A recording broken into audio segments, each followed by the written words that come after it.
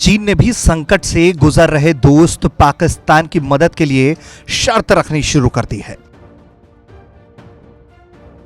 चीन पाकिस्तान में China Pakistan economic corridor के तहत भारी भरकम निवेश कर रहा है और इसी परियोजना के तहत पाकिस्तान को कर्ज भी दे रहा है।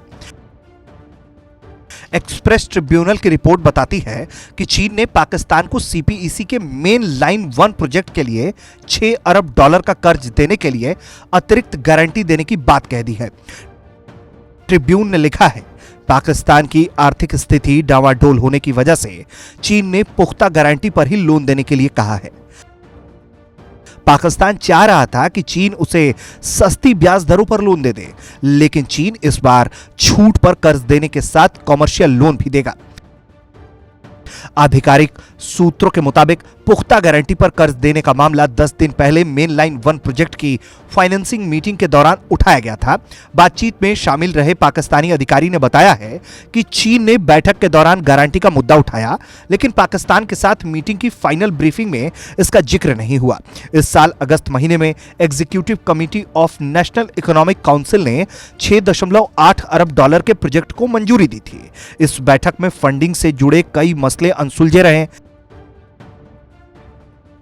सूत्रों ने बताया कि पाकिस्तान उम्मीद कर रहा था कि उसे $6 अरब का कर्ज 1% की ब्याज दर से मिलेगा, लेकिन चीन ने कॉमर्शियल और छूट पर कर्ज दोनों देने की बात कही है।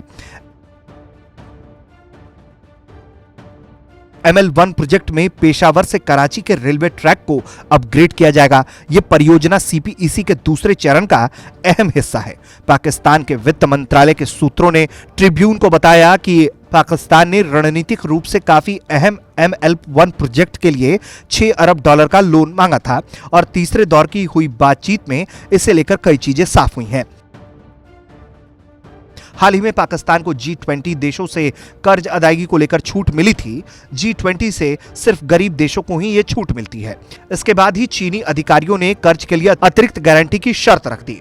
G20 देशों ने यह भी शर्त रखी है कि गरीब देश महंगे कमर्शियल लोन नहीं लेंगे, उन्हें सिर्फ अंतर्राष्ट्रीय मुद्रा कोष के दायरे में ही कर्ज लेने की छूट है।